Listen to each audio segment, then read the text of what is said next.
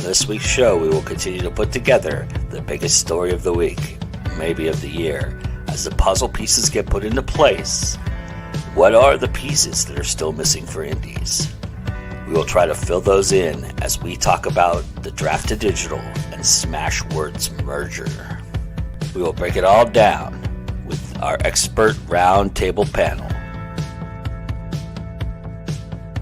Then C.L. Cannon will be along sharing multiple indie books.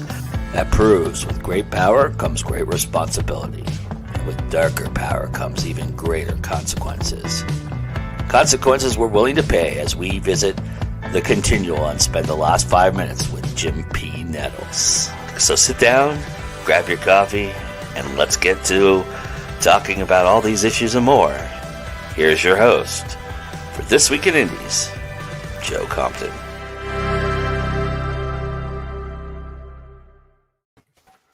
Already a stellar morning, as you can probably hear my coffee brewing because I didn't time it perfectly. Welcome, everybody, to This Week in Indies for February 13th, 2022. Yes, we are live and exciting. Very cool. I screwed up the intro. I have to first and foremost apologize to Miss AJ Mulligan. I had you in there, and then it's just a mess. I apologize. I did have one with you in there, and I just didn't upload it in time. I apologize. So all I can say is the pictures you picked of me were just so flattering, Joe. Stop. I cracked up. You'll just have to make it up to me later, is all. That's all. I will, for sure. Absolutely. Hey, you know that I will. You know I'm good for it. She's gonna get her own episode. That would be all great. right. Well, oh my god. All right. Well, welcome everybody. I wanted to mention that today our show is being sponsored by the incredible, amazing, awesome Go Indie Now review blog, Fresh Buttered Popcorn. It is our blog. It is where we give a positive approach and highlights to the best of what indie artists are doing today and what they have to offer, whether that be books, movies, TV, web series, comics, video games, and music. At Fresh Buttered Popcorn, we want you to know that there's more out there than 27 sequels of the same car chase or actors who go in and out of accent movies, info dumped in ghost-written formulaic 800-page roach killers, and the overdubbed materialistic, unfeeling, not fit for elevator music annoyances that you commonly get with those traditional folks. This is art at its best, and we highlight it each and every day, each and every week, each and every month, each and every year. That's right, Fresh Buttered Popcorn, everybody. Go check it out. That is our blog. And now it is time for me to shut the hell up because I have the round table here with me, and I'm real excited to have this great dais, as you heard them off the camera chirping at me already. This is going to be a fun show, everybody, so strap in. We're obviously going to be talking about the big story, but before we do that, as always, we'd like to get to know our guests intimately, professionally, however you want to approach it. So I don't think there's any better person to start with that approach than this gentleman here, Mr. Jim Nettles. Wait, I lost a bet. I'm starting again this morning. Morning, I am Jim Nettles. I write science fiction, urban fantasy, bit of horror, bit of this, that, and the other, as well as writing nonfiction, consulting, all that kind of good stuff. I am founder for Author Essentials, which is a author's workshops and services company. I am the business track director for the Speculative Fiction Academy, and one of the founders for the Continual Online Convention, where I get to stir up trouble at least some of the times in front of the camera. The rest of the time, you get to see the disaster area behind me. Awesome. Welcome, sir. All right, Vanessa. Hi, I'm Vanessa Junta. I am an author. I write lots of things, but mainly urban fantasy with horrific elements. I'm the author of the Soul Cavern series. I'm also a freelance fiction editor and have been since 2008. I do not math. You can figure that out on your own. I also teach for the the Speculative Fiction Academy, and I am the director of the Right Track for Multiverse Con, which is in Atlanta in October. Go to multiversecon.org and you can read all about us. Awesome. All right, Ron. Hello, my name is Ron Lahr. I write fantasy, science fiction, humor. I think I'm hilarious. Way funnier than my wife thinks I am. And don't even ask my ex-wife. That would be bad. But other than that, I have a novel coming out this month. You Get What You Steal, humorous science fiction. There you go. Awesome. All right, AJ. Hi, I'm AJ Mulligan. I write dystopian sci-fi and a lot of paranormal romance. And I have a book coming out in May. It's a little monster romance going up for you. Awesome. All right, and Adam. Hi there, I'm Adam Gaffin. I write the Cassidy Chronicles series. I have an anthology coming out in April, and I'm thrilled to be back here. And Joe, no wonder you weren't able to set the timer on the coffee, right? It's the 13th, isn't it? Yeah. Very true. Very true. Yes. We'll blame it on the date. I appreciate that. Thanks for the save, Adam. That's really nice of you. Welcome, everybody. So, of course, obviously, we're here to talk about you guys came at the right time, and I've got the right panel to talk about this for sure. Obviously, the big news this week was that Draft to Digital has acquired the rights to purchase Smashwords, which will take place on March 1st, 2022. We went over all the details. I even, combed through the hour and 10-minute video call that was happening in the Q&A, and I'm sure everybody has thoughts on that as well here, because I did give the notes, and I also gave you the link if you wanted to go watch it yourself. I'm sure you perused it if you did. But I'm not going to go over all the details of this. You can go to Friday night show, late night news. We combed it to the nth degree for about 35 minutes. So if you didn't see that show and you want to know what's going on, go there. Don't go there now. Stay here, because we're still going to go over stuff. But after the show, you can go and get the juicy details that are missing from this conversation, or maybe will be added to this conversation. But that being said, I've said enough about it. I'm tired of talking about it. So I'm going to let these fine folks give their thoughts on it. So let's start by talking about what you feel like when you first heard this news, and what you feel like now that you've had some time to look at it, think about it, see what all has been said about it. So kind of give us both perspectives and let us know where you were, not where you were, but where you were internally thinking about this. And I'm going to shut up now because it's just not working for me today. So everybody the backhoe will be at your house. On its own. The backhoe will be at your house shortly, Joe. Just keep. All right. So everybody, jump in, please. Save me. I'm drowning. I was in the bathroom when I read it, and I felt happy. And then I learned more about it, and I still felt happy. Okay. But when I learned more about it, I wasn't in the bathroom. I was at the computer. I'm going to admit that I didn't really know a lot about Smashwords before this week prep started, and I read a lot, and I honestly had thought Smashwords was like for fanfic or something. I didn't realize it was actually used for more than just that. I hadn't heard a lot about it other than just the word kind of floating around there. Hadn't heard a lot of authors who'd actually utilized it much. I think it'll get utilized a lot more now because Drafted Digital definitely has a lot of bonuses, like for anthologies being able to split the royalties automatically and take the cut, where it needs to be taken. I think that's going to be good and beneficial for both of them to have that all together. Your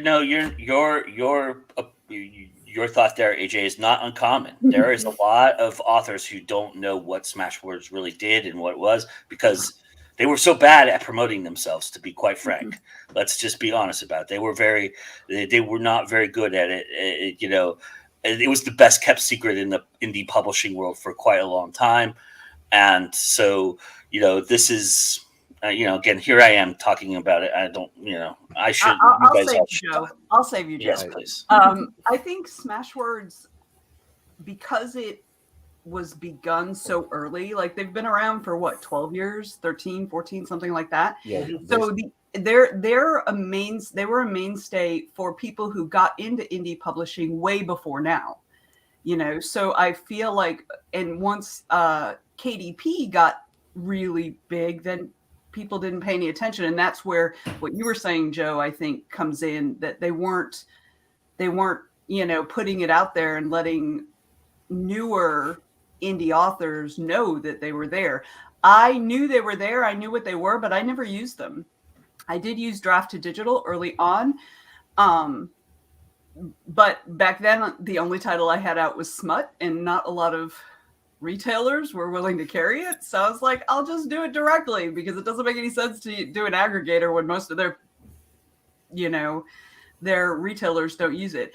But anyway, to answer your question, I first saw it right before you reached out to us. I had seen the email that Drafted Digital sent. And so I saw it on my phone, and my first reaction was, all right, I'm not sure how I feel about this. What does that mean? But after reading, the FAQ about it, watching the video that they had, the replay of the video that you watched, I actually am really excited for it. And I'm looking at going back to Drafted Digital and putting up my legal name, the Vanessa Junta books, and seeing how that all works. There are some things about Smashwords. Smashwords has a great storefront, right? So I feel like, and something that I didn't know is that they actually report their bestsellers to the New York Times list. And I didn't know that until I watched that video, and I was like, huh. So I'm excited to see what they do with it. And what I really like is that both companies are so focused on the success of indie authors. They're not about fleecing indie authors. They're about promoting and helping indie authors, which is what we need. Yeah, and I think there's one other thing that's really kind of important about this. And okay, I'm going to put on my tech hat for a moment. You actually have two companies that have had a friendly competition and rivalry going, both of which have done a lot to support indie authors roughly in the same space, but both of them have kind of developed different niches as what they support well. But you have two profitable companies, and I think that's the first thing that's important, is both of them are profitable.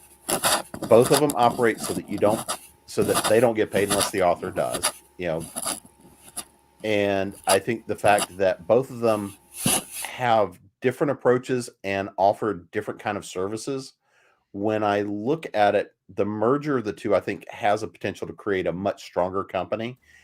And I think the question is going to be what culture they bring, which one becomes the predominant culture. I mean, I would expect it's going to be Drafted Digital, where Smashwords has still been very much kind of this guerrilla more feel to it in culture and everything else. So, and I've played some with both of them. I've not lived and died by either one of them, but I've played with both of them a fair amount. And I think that if they find that good blend, I think that it's going to create a much stronger company, and one that can start to actually have a little bit of an impact on how Amazon does business. I think that's going to be the other thing, is they're going to hit the numbers. Yes. That's what I want. Yeah. I started using Smashwords pretty soon after it was the first outlet that I used when I started writing a little bit 10 or 12 years ago. Yeah, 12 years ago. And, I stopped using it for a while when I stopped writing for a while. But it's a useful platform. It's a flexible platform. It allows you to do a lot of, it has a good storefront, so it allows you to do a lot of discounting and couponing and, do your promotions through them at the drop of a hat. There's no lag. It's, you want to set up a sale, boom, you can set up a sale. You want to do a coupon, great, here you go, that's the coupon, done. And I've used Draft to Digital. I will confess, I did not get to watch the video or read the transcript because I've been away at a writers conference all week. So, and I actually heard about it. I got the email from Smashwords before I got anything from Draft to Digital. Just one of those funny things, how emails work sometimes. Yep. Yeah. I failed to mention that there's people watching, so it's just been one of those mornings. So, hi, Maddie. Hi, Anita. Hi, Regine. Thank you for joining us. We really do appreciate it. And yes, my coffee is now in. I am ingesting it now, so I will calm and everything will be good. Anita says when she heard about it, she was like, woohoo. At one point, she says that Smashwords this is a great point. Smashwords was the only way for international authors who could publish. So that's a great point. There was a lot being said on this call. Okay. There was a lot being said about, being a community and coming together. And it was reiterated over and over in the call. And Mark was doing a lot of that championing as he's done. And it's the really interesting thing is when you see Mark Cooker, when you talk to Mark Cooker, when he's available and visible, he's actually a very engaging guy. He's actually very passionate about this, and it's very interesting. But the site has been, as we've proven here and talked about already, antiquated for quite a long time, and it has suffered because of that. And so, Draft to Digital coming in with its interface, both of them come in with some baggage. Both of them come in with some things that they could do better, some things that they have done really well. And so in that sense, peanut butter and chocolate come together and make a nice Reese's peanut butter cup, right? And it's a really good idea for that. But the other thing that was reiterated quite a bit was, listen, this is going to take some time. You have to be patient. You have to be ready. And so what I would say to that idea is, if you're a Draft to Digital person and you don't remember Smashwords, or you haven't been there in a long time, or you haven't tried it out, they reiterate to try it out, but more so stay where you are kind of idea, right? And so and then if you're a Smashwords person, they also reiterate to stay where you are, but go and try Draft to Digital out a little bit more, because that's going to be the interface you're going to be working with quite a bit. One of the things that was talked about in the Smashwords side of things, and this was a very Smashwords heavy audience that was watching. There was a lot of questions from the Smashwords audience in this video. One of the things that was bandied about was the idea of royalty shares, concerns for coupons not being able to work, concerns for the idea of, am I going to lose all my reviews because now I'm going to have a different redirected URL? And so I wanted to gather from this group, what are your concerns that you see, that you've kind of looked at, that you're wondering about going into this thing? Is there anything you're really concerned about? Does this really, some of you have dabbled, some of you are deep into Draft to Digital stuff, some of you are deep into Smashwords stuff. So kind of I wanted to gather if there was any concerns that you might have had that maybe weren't brought up in the call, or that you just were thinking about. So when I was at the conference, I got to talk to Nick Thacker, who is the founder of Drafted Digital.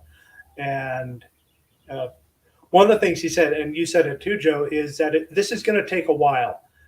Don't expect to see changes anytime soon. I mean, he's talking months to even years to get everything integrated. And what their plan is, they want to find out what each platform does well, keep what each platform does well, and make that available to the people on the other platform. I'm paraphrasing here; these aren't direct quotes. So the fact that they're willing to take it very slowly, and the fact that they recognize that it wasn't. He said that they did not buy Smashwords to put them out of business. They want to take both platforms and make them better. So that's encouraging. If they were like, we gotta rush this, then I would be really concerned about them getting it wrong, because again, two good sized platforms, you got to integrate them.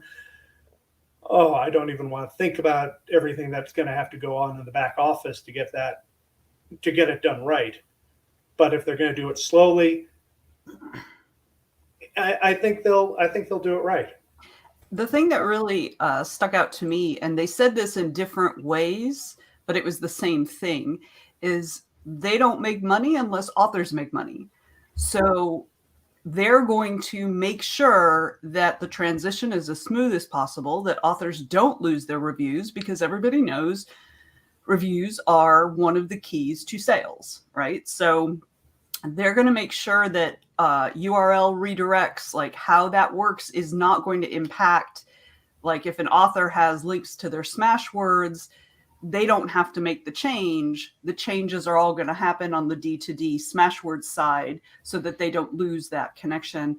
And they just kept reiterating that, we're in this with you. We're in this with you. And that, more than anything, out of all of the things I've read and things they've said, that's the part that I think makes me feel the most comfortable, because I'm happy to have more team members and we're all moving in the same direction. I don't like when authors are taken advantage of. And both of the people who were in that call, Chris and Mark, were both very clear about their goal is to help authors. Their goal is not to make money off of authors. Their goal is to help authors. And they make money when authors make money. And so that actually made me so much more comfortable about this whole thing. Something else. Sorry, Ron. No, go ahead. Just one of the things Nick had said specifically is that since Smashwords has a storefront and Drafted Digital doesn't, then that's something that they're really interested in on their end. Yes. So you might see Drafted Digital titles being available through the Smashwords storefront. Mm-hmm. So you'll have another direct line to the consumer. Yeah. Well, and I mean, to me, and again, I'm kind of going back to the fact of, I've done technology mergers. I've done exactly the kind of stuff that they're going to have to go through here and do. And I think some of the best news of it here is that we do have two companies that have historically been very focused on the authors that are coming in and supporting them. They have very much been driven culturally around how they approach their authors, the fact that they do want to provide service to their authors, and that it is very, very much culturally driven. And they can't really afford but so much of causing consternation or problems for their authors, because if they do, they're going to lose the base for which has built both companies. And again, the fact that both of them are profitable in a tech industry right now, and I think that's one of the things we have to remember. These are both technology companies. And that's primarily what their business is being as technology companies. And because of that, they're able to come in and leverage these technologies, and they've both done it very well, very effectively, but again, kind of picked what sides and niches. If they integrate right and integrate well and take the things that each have done well, then I think we all benefit from it pretty significantly. Just expect it to be a little bit of a bumpy ride. Yeah. And from what they've said, that's their intent. Their intent is to take all the good stuff from both companies and put it together, leave all the bad stuff, like the less good stuff, you know, and then focus on, like, one of the things, Joe, you brought up in the news show is that their intent is to, you know, there's a lot of replication, right? There's a lot of double duty. So once they merge that stuff together, then they have all of that money that was tied up in the, you know, the other one that they can dump into R&D and do more and innovate more and things like that. And I'm looking forward to seeing what they come up with.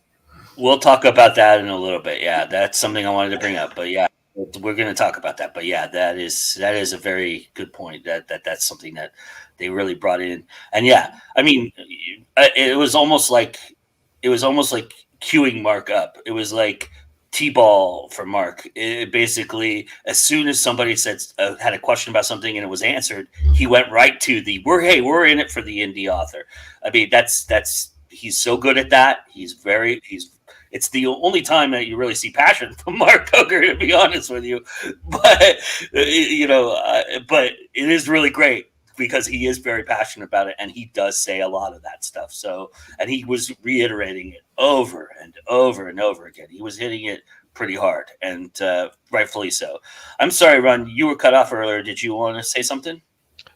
No, he cut off Jim. But I will say, of course, I mean, I'm looking forward to what happens too.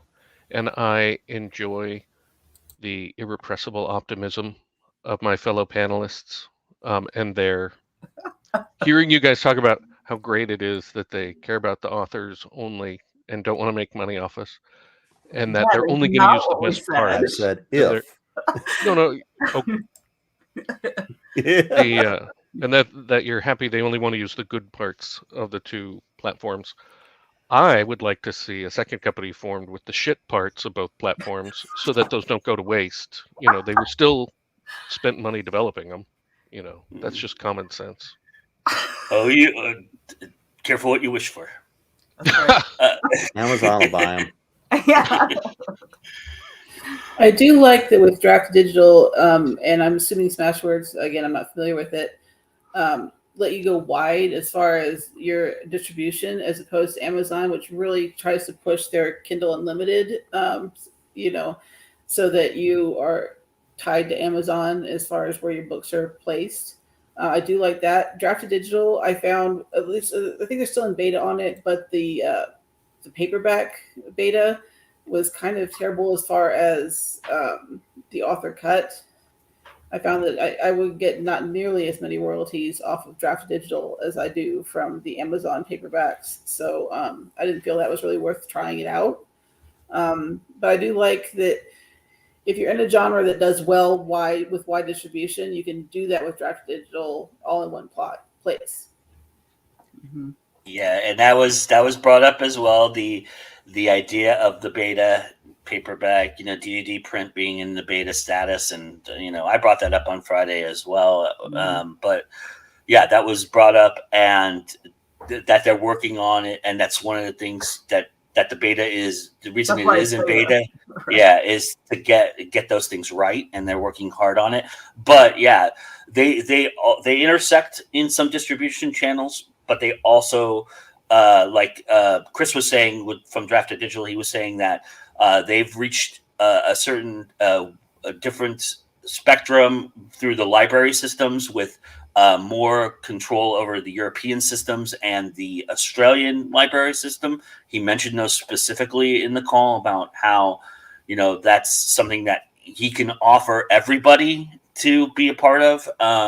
And that, you know, of course, Smashwords was actually the very first system before even Amazon to get into Overdrive and join Overdrive to get into libraries. So they had even Amazon beat in that respect. And they are wide as well, and they cover a wide range of places. And the intersection of these two again will broaden that wideness as well. So that's a really good thing. But yeah, the beta thing is, and the royalty thing was brought up like 500 times in the call, and among, like, if you were in the chat watching the chat, it was like everybody was talking about the royalty thing. I mean, what do I do if this place offers a better royalty than this place? And they were, again, very adamant about, we're going to give the indie author the best royalty rate that we can possibly give them.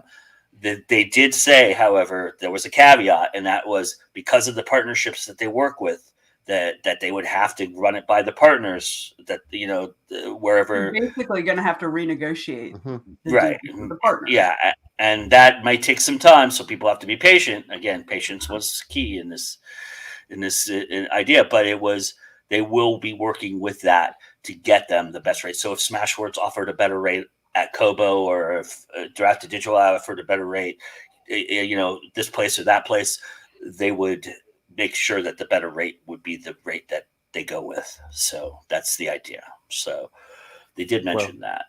And you always have the potential here that because it is such a much larger base now, that they may have a better negotiating position overall as the two companies, or as the one company than they did as the two. But I think the other thing we kind of run into is, yes, you're not going to make as much of a royalty if you use one of these services, because they have to make their cut somewhere. Mm-hmm. You know, their investment in technology is not free. The services they provide are not free. They've got to make their revenue somewhere. So that means that they're getting that through some of the cut that they take. And so what that means frequently is, for the convenience of the service, or for maybe some of the marketing bump you may get, or other things like that, you may not get the same royalty you would as if you went straight through Kobo, or straight through Amazon, or straight through one of these. So, I mean, but we all want to balance, you know, getting paid, because at the end of the day, it's, you know, we're still running businesses here. We're still trying to make money as authors, and, you know, where the benefit is and what work you're willing to trade off. Agreed. Nice. Yep. Go ahead, Adam. Sorry. Oh, I was just agreeing with Jim, you know, and he makes a very good point, because, you know, they're not going to be the 800-pound gorilla that Amazon is, but, you know, it's no longer something that Amazon is going to be able to just go, oh yeah, whatever. You know, this is, you know, they're getting to the point where Amazon is going to have to take notice, and you know, the point was brought up earlier. We might change some of the things that Amazon does, which could benefit us as indie authors. Can I?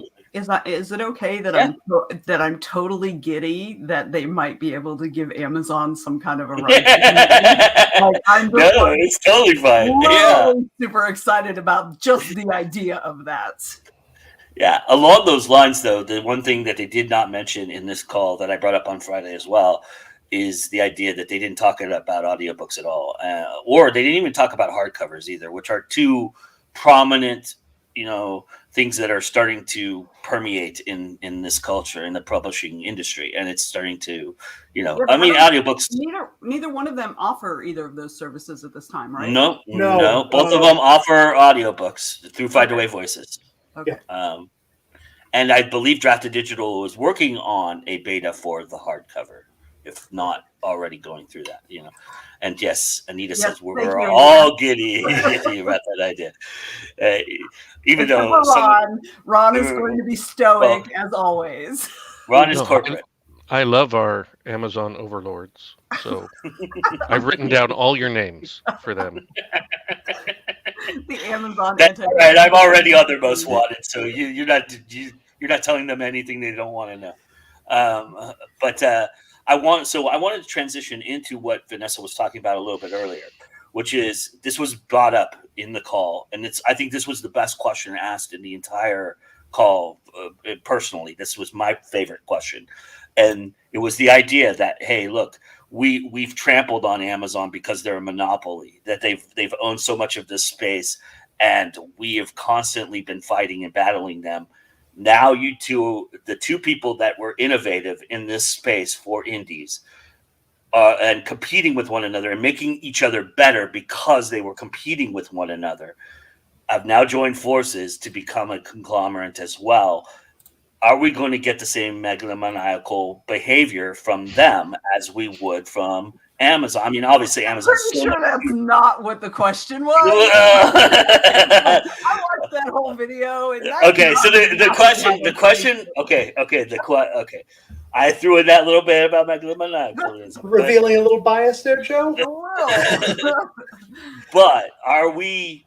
But the question was, what are we expecting from innovation in terms of, now that they're together and not competing with one another? Where does innovation lie, and how is it going to happen? Because there's not really anybody else in this space that is close to them in competing. There are other options out there. We talked about Publish Drive, and for lack of a better option, Book Baby's out there as well, which is more of a vanity press than it is actually what these folks do. But that person that asked that question was concerned about the innovation aspect, as am I, obviously, as I showed my bias.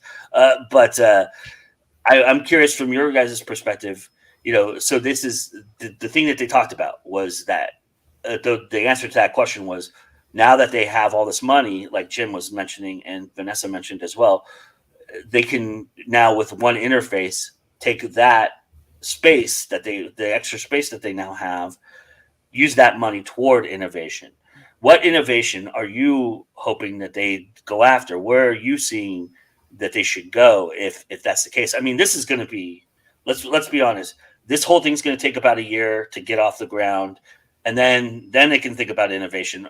They might be thinking about it now, but they're not going to be able to do that with what they're about to face. They have to get off the ground first and get this thing running. Oh, more than that, Joe. It's going to take more than a year for this to happen. The timeline I was getting from Nick is at least a couple of years before everything is integrated, and then it's going to be. Jim can probably speak to this better than I can, but it's going to be beyond that they start doing innovations. Yeah. Actually, I look at it a little differently. If I had to guess, they're looking at 3 years worth of work to do the complete and total tech merger as they evaluate, what they keep, what they don't. But here's one of the things that I don't think we often look at is when you start trying to take the best of different technologies, when you try to take the best of the different processes and, enhance them, refine them, often that's where you're going to get innovations in companies that have both been around this long. And I think that the other thing that we're just talking about is the fact that they also now have a lot more capital to work with in terms of both marketing and from technology. And the competition between the two tech teams for a while as to who's building and who's doing what will drive some of that innovation, because there's going to have to be some to help merge the two different systems. And undoubtedly, they actually have a lot of different systems in the background as they're trying to figure out what do they keep, what do they don't. But I mean, if you think about the fact, they're probably really looking at 2 to 3 years worth of work to go and make all this happen. And I think now we're looking at, instead of the two of them trying to compete against each other, creating the necessity, creating the conflict, creating innovation, I think now they have an ability to look at and try to compete with what Amazon is trying to do, because Amazon is always sort of shotgunning out what will work, what won't. And again, I think it's worth remembering, Amazon doesn't make a whole lot of money off the publishing industry. It's their backbone, but it's not where they make their money. So they're always out there just sort of screwing around with stuff. These guys have an opportunity here to find and leverage and go and say, okay, how do we make the industry work better? That's their potential competitive advantage. And that's where they're probably going to have a position to reach out to people and see how Amazon responds. And they're hiring everybody. Just so you know, they're looking for you if you're a programmer. Innovation or a customer service person. Innovation doesn't just come from competition. Innovation comes also from the corporate philosophy, right? If businesses allow for open talks about creative solutions, then they'll get creative solutions. To answer your question, what I'd really like to see them do is something along the lines of Kindle Unlimited that would allow indie authors to go wide, but still have a subscription, allow for subscription reading reading whatever, so that indie authors can get out of Kindle Select and can go wide and still utilize per page payments and things like that for the whale readers who like to read 30 books in a month. So I was going to say the same thing. It'd be nice if they had something that was wide and very similar to KU, where they could have a subscription service, and then maybe some readers wouldn't feel so tied into KU. yeah, Some readers are like, I have to have it on KU because I can afford to buy all the books I want to read. Well, maybe if Smashwords and Draft Digital can work together to create their own version, that might help things out and help take some of the power away from Amazon that they have over everything. yes.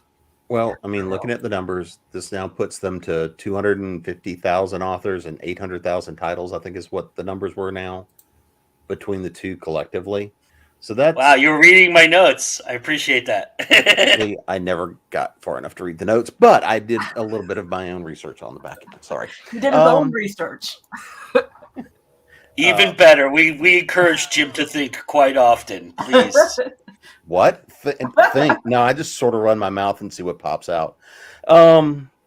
Yes, Vanessa, you don't have to say it. But looking at, I think there's one other thing we have to consider is now that these two companies are merging, combining, and again, the fact that I'm going back to the idea that they're profitable, they're making money, they're sitting on it. Does this also mean as they're going through these mergers, are they looking at any of the other companies that might be out there that could provide some additional services in places that neither one of them touch? And I think that's going to be another question is, does this also now give them enough power and leverage to look at acquiring other companies that are filling spaces that they don't do well? But I think that's going to be pretty far in the future. That's not going to be anytime soon because they've got to get their shit together. I'll tell you why I don't think it's necessarily as far in the future as you think it might be. Why? Because, well, okay, so now we're going to go into the economics lesson. But the short version, not the long version, the short version. Interest rates go up, then the funding available to tech companies goes down because you don't have that long runway to bet on the profitability. So there's going to be fire sales on a lot of these smaller companies. Maybe. See, everybody thought you were going to talk longer, so everybody took a drink. You said short. I did. I'm very proud of you. Yeah, nobody thought you would do it. Jim, I don't disagree with you. My only thought on that would be if they're going to acquire anyone else, it's going to be very targeted for something that the combined company doesn't do well, but this small company, this niche company does.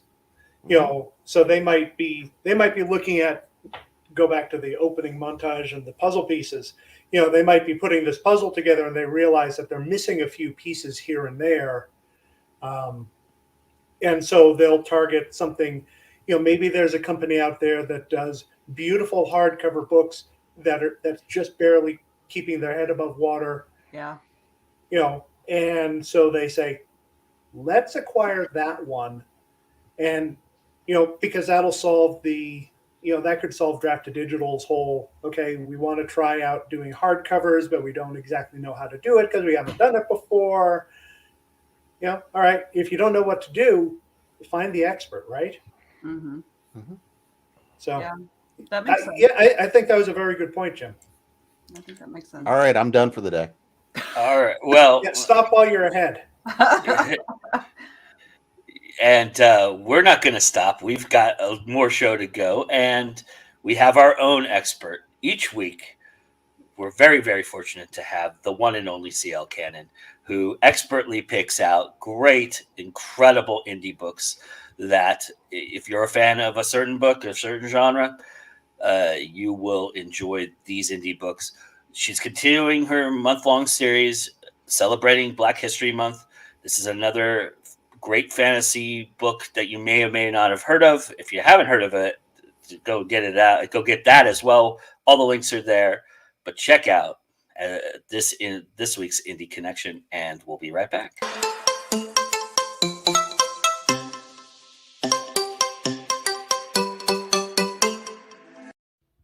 Hey guys, C.L. Cannon here from Fig Netless Press, bringing you another Indie Connection. Today I'm going to be telling you about some indie books that you might enjoy if you're a fan of Kingdom of Souls by Rena Barron. The first book I have for you is called Rebirth by T.L. Thompson.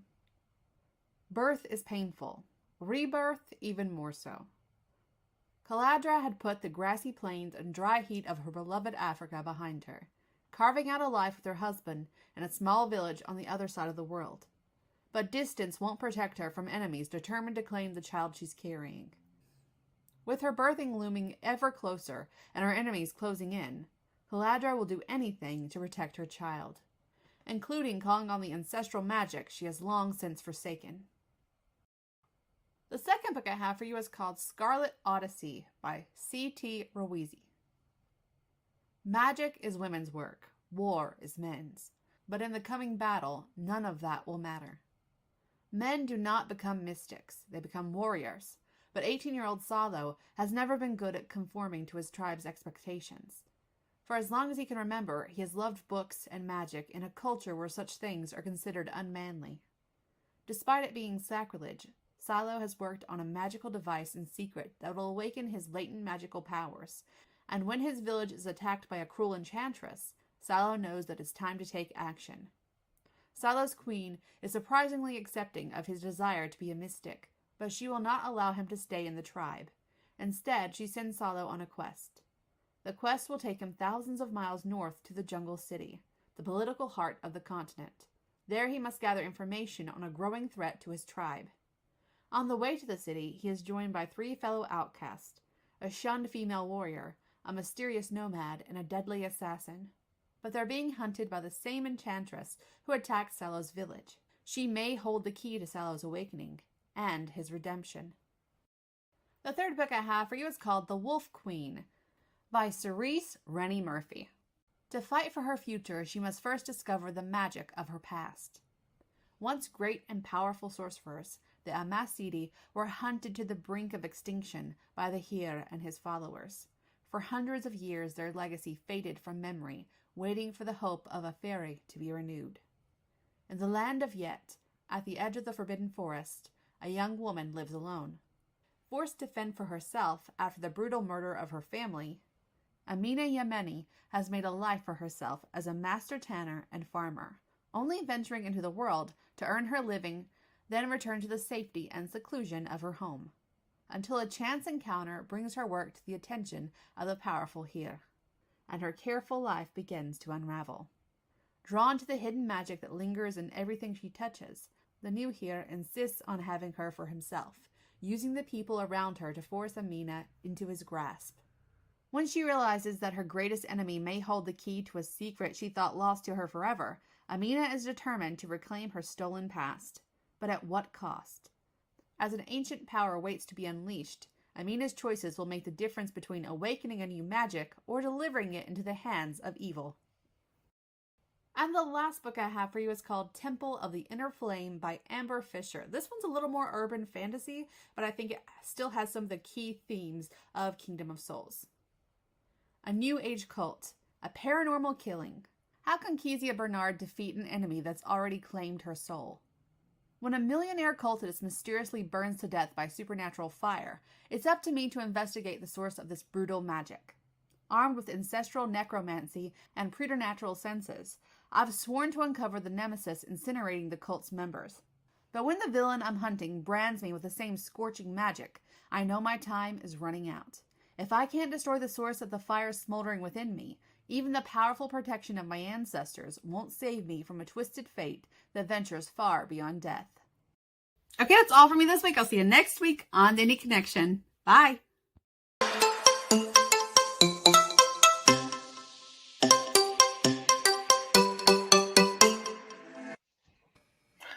Yep, go check out those books. Thanks again to CL Cannon for another great Indie Connection. Again, I don't know how she does it. These covers are absolutely stunning. But go check out the books as well as the roundtable. I have I have links to some of their books there too to check out, and their websites. So go check those folks out, and they're going to tell you a lot more about that a little bit later. But before we get get to the end of our show, I did want to ask each of you to give me an idea, because we've been talking about how we need to be patient. We need to let this all take place, how to integrate, all of these things. And, for us, it's going to be business as usual. Business doesn't stop for us. We've got to keep going. So what's the one thing that you think will make your life better that they can do right away that you hope for? What is the first thing you hope happens with this merger, if you're going to be involved with them, that you hope they put out right away? What's the first thing you think they should concentrate on? I'd like them to work on a subscription to start off. I think if they can get into competition with Amazon on that, it will help them out and help authors too. I'm with AJ. I think a subscription like Kindle Unlimited it'd be a deal changer, I think. While I like what you've both said, and I agree, I would love to have that too. I think the first thing they need to work on is integrating the libraries, so that if you're on Draft to Digital, you can be found in the Smashwords storefront, and if you're in Smashwords, you can be distributed through Draft to Digital's connections. Because that, once you integrate the libraries, then you have a bigger pool to draw for, Draft to Digital Unlimited or whatever the hell they're going to call it. But they got to do that first. And that would be, I'm going to defer to Jim on this because it's technology, but I think that would probably be a easier thing to do quickly than than creating a new subscription service.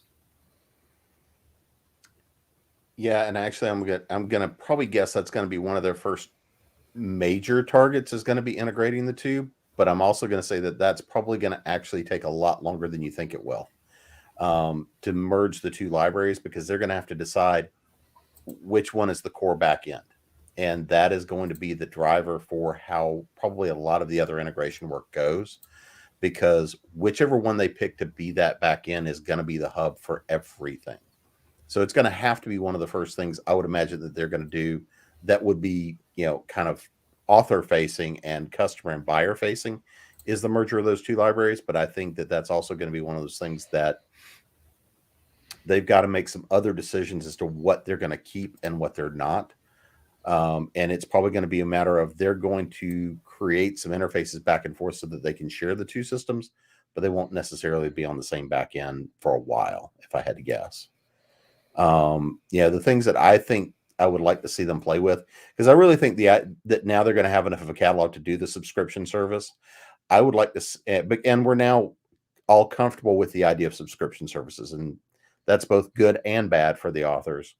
I think because of how the payouts work. If they can come up with something that is a much more beneficial payout model for the author, and they can come up with an interface that works at least as well as Kindle, if not something that's better, then they've got a shot there. And I think that it'd also be interesting to see if they did a more subscription service sort of model as well. Beyond just that would be we're going to ship you X number of titles a month.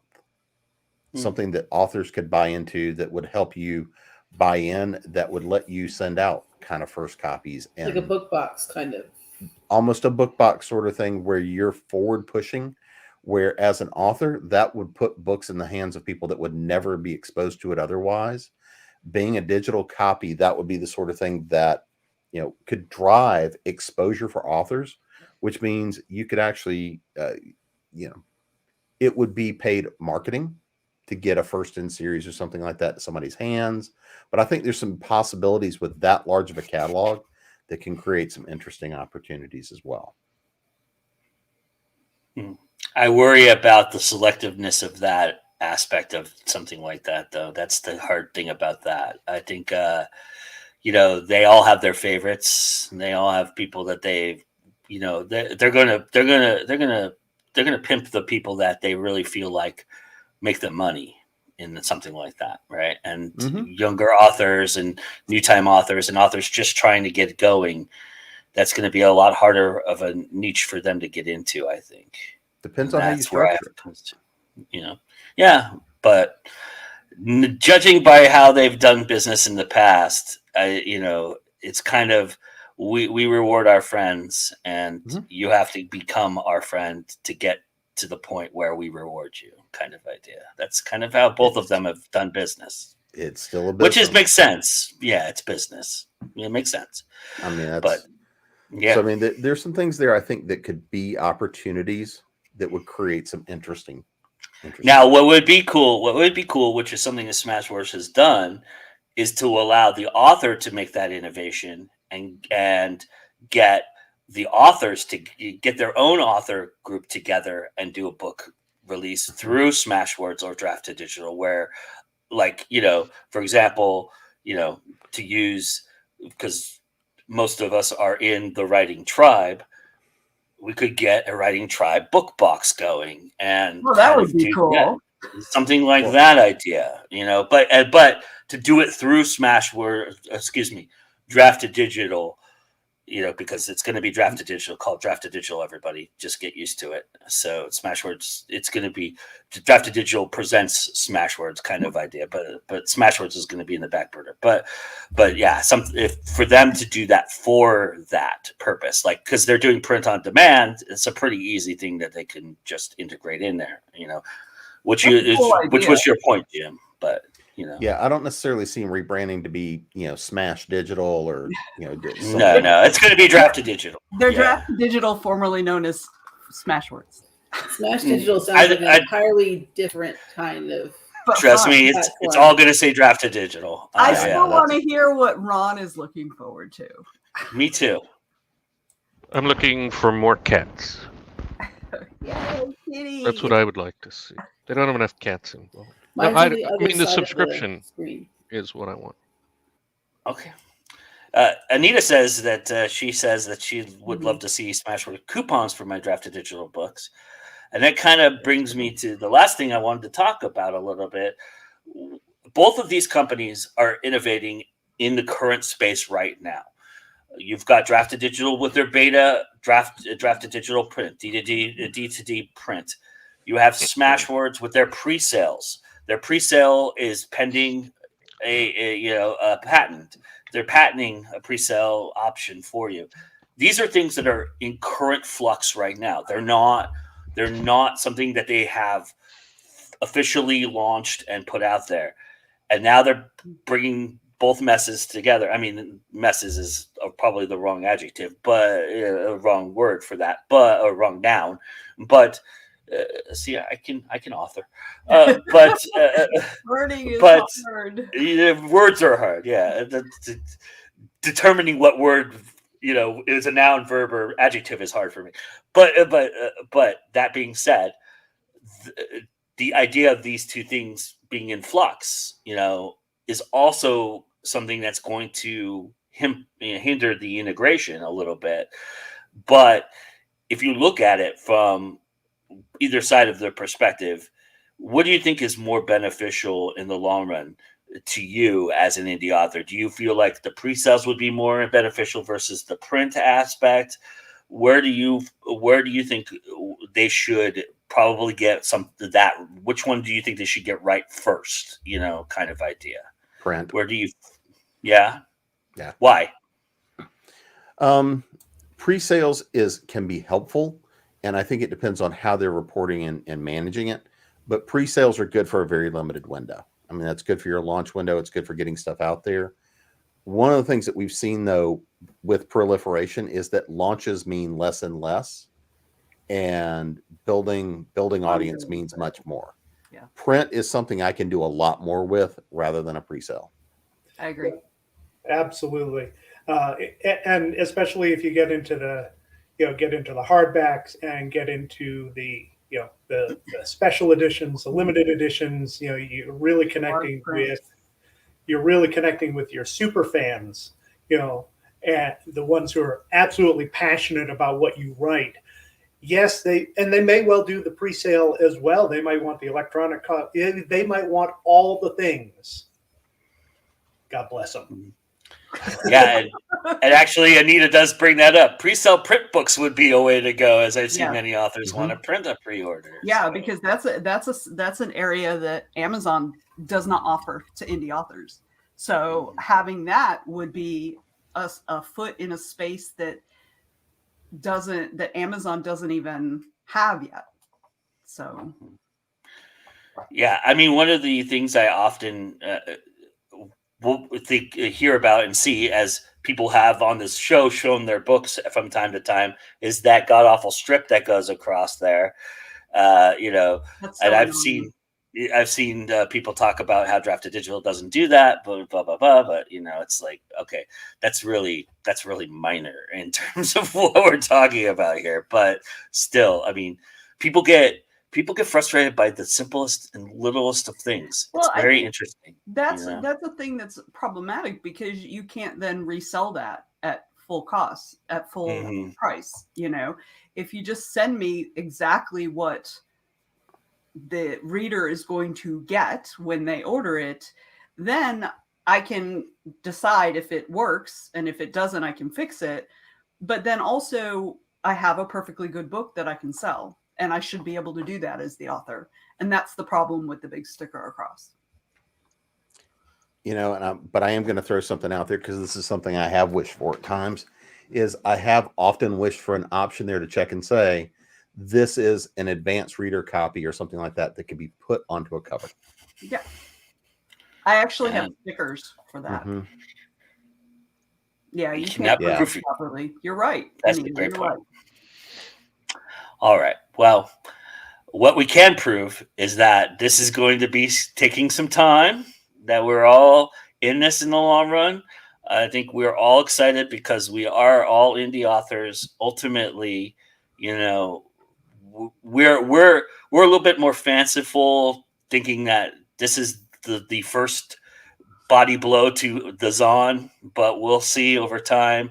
I think we need to see this thing get going. Well, okay, not all of us are fanciful about it. I don't want a body blow to Amazon.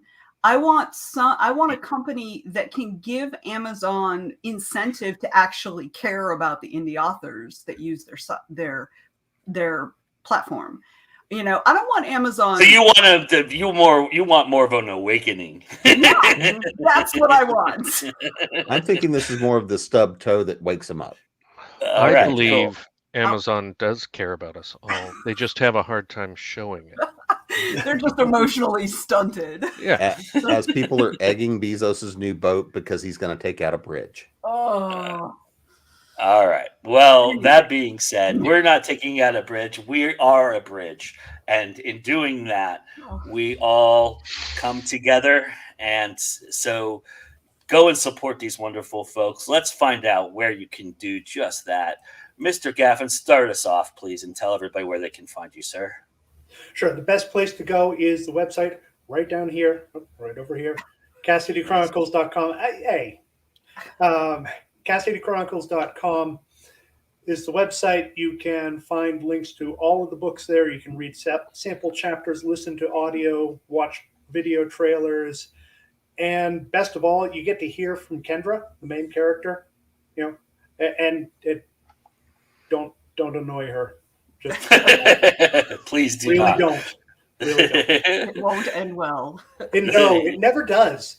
It never ever does. Well, thank you, sir, for being here. We really appreciate it. And thank you for getting those quotes from Nick. We really appreciate that as well. And thank you to Nick for providing some insight from that perspective. We do appreciate that tremendously. All right, AJ, you want to tell everybody where they can find you, please? Hi, I'm AJ Mulligan. You can see me at ajmulligan.com, at facebook.com/ajmulliganauthor, my Mulligan's Maniacs group on Facebook, which you can get the link at my website, Twitter, Instagram, TikTok. I don't like TikTok. I'll try and learn it. AJ Mulligan, basically everywhere you can find me with that. So awesome. All right, Ron, now's your time to corporate chill. Go for it. Yeah, my books are available from our corporate overlords. I respect them very much and love them. Otherwise, my website, cathaldi.com, that'll give you the links to everywhere else that I'm reachable at. Awesome. All right, Vanessa? So you can find me at my website, which is vanessajunta.com, spelled just like it is on the screen. You can grab my first book of the Soul Cavern series. There's one other novel, 2 short stories also available. So yeah, that's where you can find me. Awesome. All right. And this is going now. Congratulations. You found us. It's pretty awesome that you have. You know what you can do while you're here? You know how you can support us? You can smash that like button. You can comment. You can subscribe. You can do all those wonderful, beautiful things that Amazon doesn't approve of, or they do approve of. See, Ron, I got you. But either way, you're here, so thank you for being here. We really do appreciate it. Thank you. We had a nice audience today, with a lovely crowd and a great conversation. We're gonna obviously, this is something that's going to be talked about a lot on this show, so get used to it, because this is something that's going to be happening. And March 1st, is when this all takes place. So we're all excited about that, and we're excited to see what the future holds, as always. And it's really great to be sponsored by Fresh Butter Popcorn, which is our blog site. So go check that out. If you're an indie author out there, if you're an indie anything, you make movies, you make music, you make comics, you make whatever, come talk to me. We'll get you on there. We'll review your stuff. We're trying to just stay current. So if you've got something new coming out, that's more of what we'll do. But I will add you either way. And just hopefully I'll get to you at some point down the road. I have books for everybody here that I have to review as well. So I'm real excited about that. Some of the older books that they've put out, and I will get to those as well. But that being said, it's time for me to shut up and get to the man of the hour, 5 minutes with the one, the only, Mr. Jim Nettles. Take it away, sir. It is all yours. Wait, what am I here talking about? No, and I appreciate Joe. And I was really hoping today to be talking about the new release coming out, but publishers. But it does, I think, tie in. The new release I've got coming out is a book called Fairy Films, and it's about fairy folklore in film in non-traditional ways. And I did a piece in it. I doubt I will ever be in a book with this many PhDs again in my life, but hey, who knows? And the piece I wrote is about the 1984 version of Dune. And, we've got the new film that came out. I wrote that piece 2 years ago. We've been waiting for the publisher now. We expected it to be out about a year ago. There's been all the obvious problems and whatnot, so it's not come out. But if we look at that, and I mean, I do a blend of stuff that goes through traditional publishers, indie, all the rest of it. Going along with what we've been talking about today with Smashwords and Draft Digital, the technologies, the innovations, all the fun stuff we get to play with, I think that we're now coming into another age as indies where the industry is maturing, which means that we as authors, we as creators, we as business owners have to mature again with the industry. And this is one of those things that I think we're looking at a lot of. How do we need to grow and change and develop along with that? And the reason I mention the fairy folk book is because we've been waiting for a year for it to come out with the publisher. As indies, we have control over that. We have control over what happens, when it happens, and if something goes awry, that's on us. And we have that ability, we have that capability. But one of the things that I think is really fun about the Dune mythology and the folklore and the story behind Dune is that it was the entire world of Dune is really formed out of the idea that there had been a technological revolution. AIs took over everything. Technology won. It was beautiful. And then, oh yeah, it all went to hell in a handbasket. I think that we as indie authors are coming into another phase where technology is doing more and more and more for us, but it also is doing giving us a lot of opportunity. It's giving us a lot of noise at the same time. And so I think this is the other thing we have to look at is as we see more of these kinds of mergers, Draft to Digital, taking over Smashwords, as we take and see some of these other things that are going to come up.